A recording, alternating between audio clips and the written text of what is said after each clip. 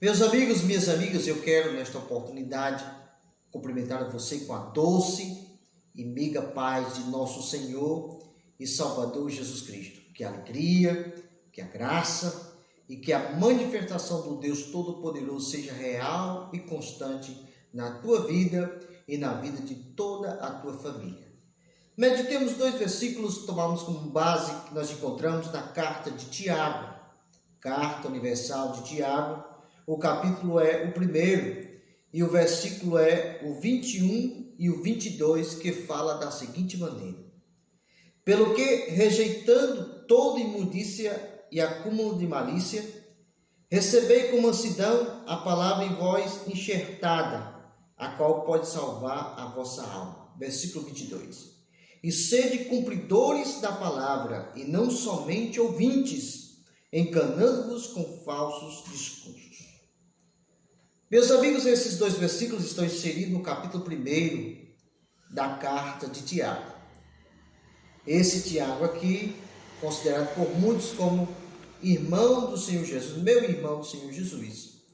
Assim como a carta de Judas, o escritor de Judas, também é considerado meio irmão do Senhor Jesus. E essa carta ela foi endereçada às 12 tribos que andavam dispersas. E fala bem alto também aos nossos corações nos dias de hoje.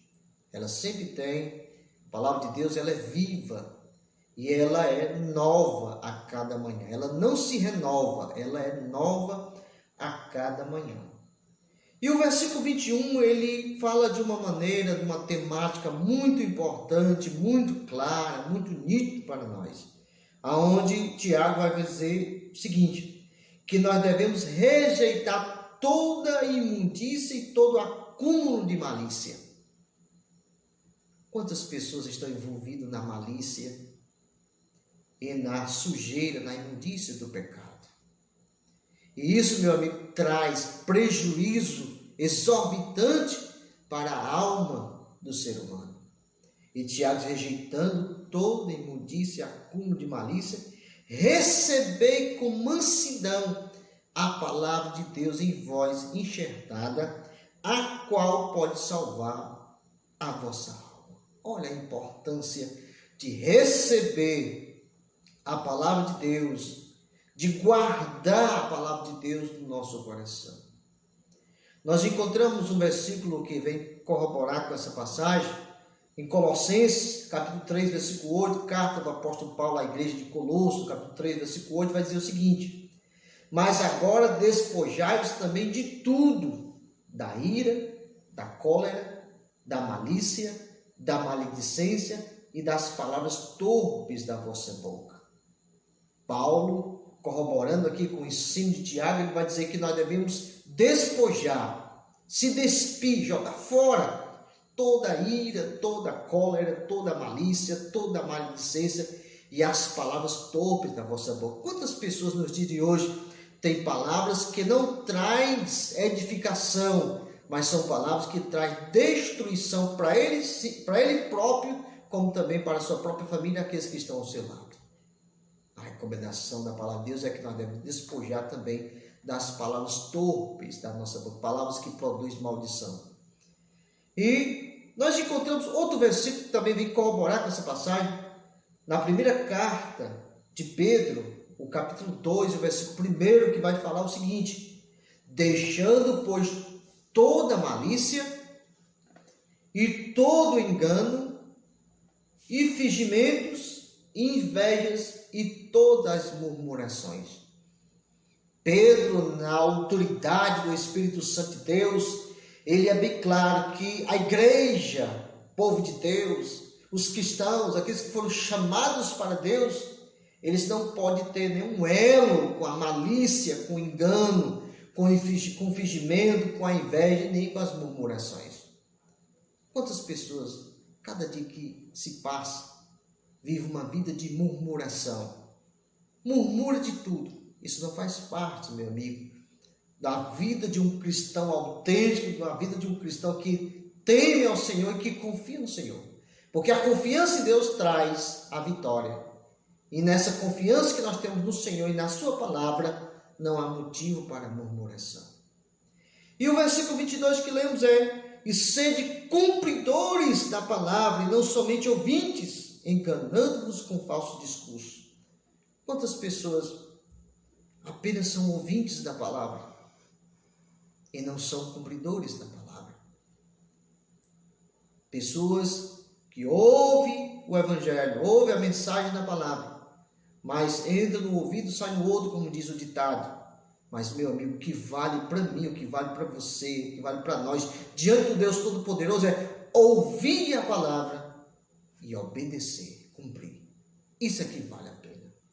Olha, em Mateus, no capítulo 7, Evangelho segundo escreveu Mateus, capítulo 7, versículo 21, nós vamos encontrar um versículo ali muito importante, palavras do próprio Mestre, o Senhor Jesus, quando ele diz: nem todo que me diz Senhor, Senhor, entrará no reino dos céus, mas aquele que faz a vontade de meu Pai que está nos céus. Não vale apenas ter uma religião. Não, tem que ser cumpridor, obediente à palavra. E o Senhor Jesus aqui, ele é claro. Não basta dizer da boca para fora, dizer Jesus é o meu Senhor, Deus é o meu Deus, o Todo-Poderoso é o meu Deus, se você não ouve a palavra e obedece. Jesus diz: nem todo aquele que me diz Senhor, Senhor, entrará no reino dos céus, mas entrará aqueles que obedecem, faz a vontade de meu Pai que está nos céus. Nós encontramos no versículo uma pergunta, uma indagação, que foi feita pelo próprio Senhor Jesus, dirigida à multidão, aos discípulos e toda aquela multidão, quando ele disse assim, em Lucas capítulo 6, versículo 46, quando ele vai dizer: e por que me chamais Senhor, Senhor, e não fazeis o que eu digo? Olha que indagação. Jesus pergunta para eles: olha, vocês me chamam de Senhor, mas não faz o que eu mando. Ou seja, é uma contradição muito grande nós atestarmos que Jesus é o nosso Senhor e nós não obedecemos a sua palavra. Porque a própria palavra, ela está carregada de um significado muito grande. Quando eu digo que Jesus é o meu Senhor, isso significa que eu sou servo dele. E eu, como servo, devo total obediência a ele como Senhor. Romanos, no capítulo 2, versículo 3, nós vamos encontrar uma passagem bíblica muito importante do apóstolo Paulo.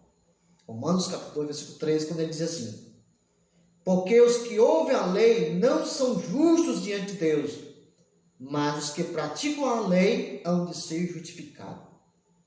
Olha, meu amigo, para ser justificado, tem que obedecer a palavra.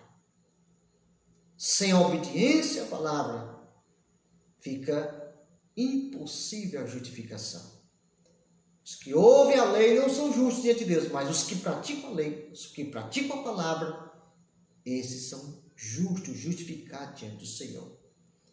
E para nós concluirmos, nós encontramos um versículo muito importante, um teor, uma qualidade espiritual muito importante, na primeira carta de João, capítulo 3, versículo 7, quando o apóstolo João vai dizer da seguinte forma: filhinhos, ninguém vos engane. Quem pratica justiça é justo, assim como ele é justo.